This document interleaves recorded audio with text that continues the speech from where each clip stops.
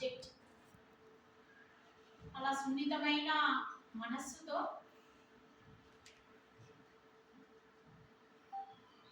అలా ఉన్న వాళ్ళు తొందరగా కలిసిపోవడము, కలిసిపోయేటువంటి కళ అనేది వారికి ఉంటుంది. కొద్ది రోజుల తర్వాత తెలిసింది తాను తనకి చదువు నేర్పినటువంటి గురువు పట్ల అభిమానంతో, కృతజ్ఞతతో తను ఏ రకంగానైతే సాహిత్యపు కళలను తనకి ఒక వరంగా ప్రసాదంగా అందించినటువంటి గురువు పట్ల అభిమానంతో తాను ఒక రచన చేసినట్టుగా, దానికి పుస్తక రూపము ఇచ్చినట్టుగా, ఆ పుస్తకాన్ని ఎంతో మంది సాహితీవేత్తల మధ్యన ఆవిష్కరింపజేసి ఎవరినైతే ఉద్దేశించి తను రచనను చేసి ఉన్నారో వారి గురువుకే అంకితము ఇవ్వడానికి ఒక సభను ఏర్పాటు చేసే అట్లాంటి క్రమంలో తాను పడినట్లాంటి శ్రమ, తనకున్నట్లాంటి ఆసక్తిని మేము అప్పుడప్పుడు గమనిస్తూ వచ్చాము. ఎందుకంటే ఏ రోజుకు ఆ రోజు తను ఎవరిని కలుస్తున్నారు, వారి దగ్గర సమయాన్ని తీసుకొని, అనుమతిని తీసుకొని ఆ సభను ఏర్పాటు చేసే అట్లాంటి పనిలో తాను నిమగ్నమయ్యి మొత్తానికి నిన్నటి రోజున తను అనుకున్నటువంటి పనిని సఫలము చేసి అందరి మన్ననలు అందుకొని మన మనసును కూడా దోచుకొని మొత్తానికి మా నుండి చిరు సత్కారాన్ని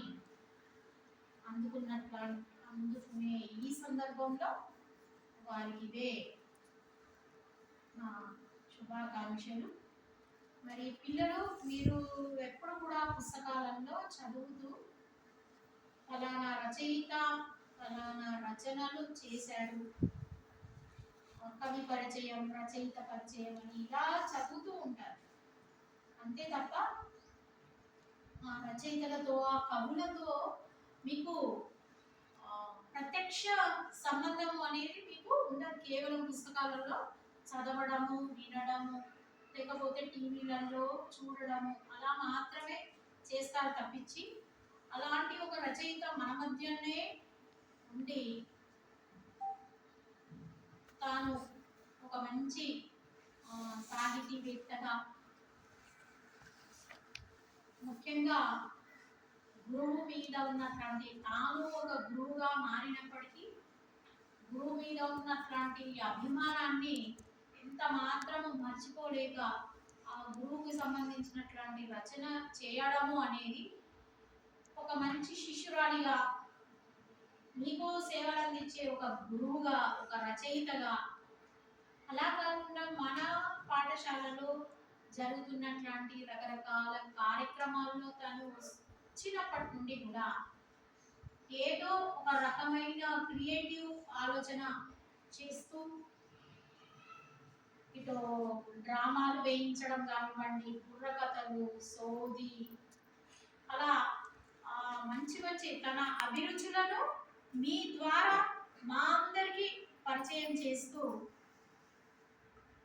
చాలా మంచి సేవలని తను అందిస్తున్నారు. నిజంగా ఆ డ్రామాకి కానివ్వండి, లేకపోతే తను చేయించేటువంటి యాక్టివిటీకి సంబంధించి మిమ్మల్ని ఏమంటారు, మిమ్మల్ని మేకప్ చేసేటువంటి విధానం కూడా చాలా డిఫరెంట్గా ఉంది. మామూలుగా డ్యాన్స్లకి పిల్లలు మేకప్ అయ్యి డ్యాన్స్ ప్రజెంటేషన్ ఇచ్చే అట్లాంటి క్రమంలో చేసుకునే అట్లాంటి మేకప్ వేరుగా ఉంటుంది. కానీ మేడం మిమ్మల్ని డ్రెస్అప్ చేసి మిమ్మల్ని మేకప్ చేసే అట్లాంటి విధానం కూడా డిఫరెంట్గా ఉంటుంది. అది నాకైతే నిజంగా పర్సనల్గా చాలా నచ్చింది. మరి ఒక మంచి భాషతో ఒక చిన్న ఎగ్జాంపుల్ అంటే దీన్ని ఎగ్జాంపుల్ కూడా అన్నారు, ఒక సందర్భం ముఖ్యంగా ఒక భాషను బోధించే అట్లాంటి ఒక ఉపాధ్యాయుల మాట తీరు ఉపయోగించే అట్లాంటి పదజాలం ఉచ్చారణ ఏ రకంగా ఉండాలి అనేది, ఎందుకంటే పిల్లలు ఆ ఉచ్చారణ విధానాన్ని వింటూ నేర్చుకోవడం అనేది జరుగుతుంది. నాకు తెలిసినట్లాంటి నేను పనిచేసినట్లాంటి ఒక పాఠశాలలో ఒక తెలుగు మేడం, కరెక్ట్గా చెప్పాలంటే ఆ మేడంకి కూడా చెప్పలేనంత నాలెడ్జ్ ఉంది, చాలా నాలెడ్జ్ తన సబ్జెక్టుకి సంబంధించి. తన తన తెలుగు భాషలో తనకి ఒక రకంగా చెప్పాలంటే ఉద్దండురాలు, మంచి స్టఫ్ ఉన్నది సబ్జెక్ట్. తనేంటి ఇలా ఎవరైనా రిటైర్ అవుతున్నప్పుడు వాళ్ళకి సంబంధించినటువంటి దాన్ని ఏమంటారు, సన్మాన పత్రాన్ని చాలా మంచి భాషలో, ఐ మీన్ మంచి పదజాలంతో రచించే అట్లాంటి స్కిల్ ఉంది. అప్పటికప్పుడు పద్యాలు కట్టి పాడేంత ఉంది తనకి. బట్ తను మాట్లాడేటప్పుడు పాటలు చెప్పేటప్పుడు ఉచ్చారణ అనేది అస్సలు బాగుండదు. ఒక ఆఫీసర్ తన క్లాస్ ని అబ్జర్వ్ చేసి తనకు ఒక సలహా ఇచ్చి వెళ్ళిండు అనమాట. ఏంటంటే అమ్మ మీరు మాట్లాడే తీరు, అంటే మీ భాష తీరు, మీరు ఉచ్చరించే విధానం, మీరు ఉపయోగించే పదజాలాన్ని మీరు మార్చుకోవాలి అని చెప్పారు. అట్లా లాంగ్వేజ్ టీచర్కి లాంగ్వేజ్ ప్రజెంటేషన్ అనేది చాలా చాలా చాలా ఇంపార్టెంట్. ప్రతి టీచర్కి చాలా ఇంపార్టెంట్, అందులో లాంగ్వేజ్ టీచర్స్కి చాలా ఇంపార్టెంట్. ఎందుకంటే ప్రతి నాన్ లాంగ్వేజ్ని మనం లాంగ్వేజ్ని అప్లై చేస్తూ చదువుతూ ఉంటాం. మరి నిజంగా మేడం మాట్లాడేటప్పుడు తను మాట తీరు, ఉచ్చరించే విధానం అనేది చాలా సున్నితంగా, ఆసక్తికరంగా, వినసొంపుగా చాలా బాగా ఉంటుంది.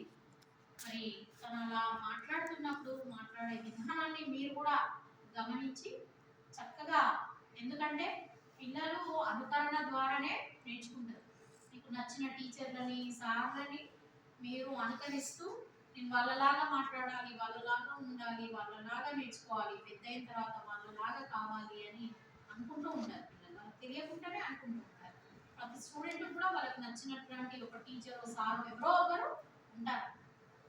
అలా మీకు చాలా మందికి ఇష్టమైన టీచర్గా విజయలక్ష్మి మేడం ఉంటారని అనుకోవడంలో ఎలాంటి డౌట్ లేదు. మరి భవిష్యత్తులో కూడా ఇంకా చాలా కాలము మన పాఠశాలలో మనతో కలిసి మేడం పనిచేయాలని మనస్ఫూర్తిగా కోరుకుంటూ, తనకున్నట్లాంటి సాహిత్యాభిలాషని పిల్లల్లో కూడా పెంపొందింప చేస్తూ పిల్లలకు కూడా సాహిత్యం పట్ల అభిరుచిని కలుగజేసే అట్లాంటి రకరకాల యాక్టివిటీస్ని చేపట్టి మరి అలా చేస్తారనే నమ్మకం ఉంది. చేయగలుగుతారు, తను చేసే అట్లాంటి ఓపిక, కోరిక అనేది తనకు ఉన్నాయి నా అబ్జర్వేషన్లో. మరి భవిష్యత్తులో కూడా ఇంకా మంచి మంచి రచనలు చేసి మాలాంటి వారికి కూడా సాహిత్యం, ఎందుకంటే ఒక 6 నెలలు సహవాసం చేస్తే వారు వీరు వారు అవుతారు అని అంటారు. ఇట్లా రచనలు చేసే వారి పక్కన ఉంటే మనకు కూడా రచించే అంత శక్తి లేకపోయినా రచనలు కాస్త చదివే అట్లాంటి ఆసక్తిని మాలాంటి వాళ్ళకు కూడా కలగజేయాలని కోరుకుంటూ, ఇంకో భవిష్యత్తులో చాలా చాలా మంచి పనులు చేయాలని మనసా వాచా కోరుకుంటూ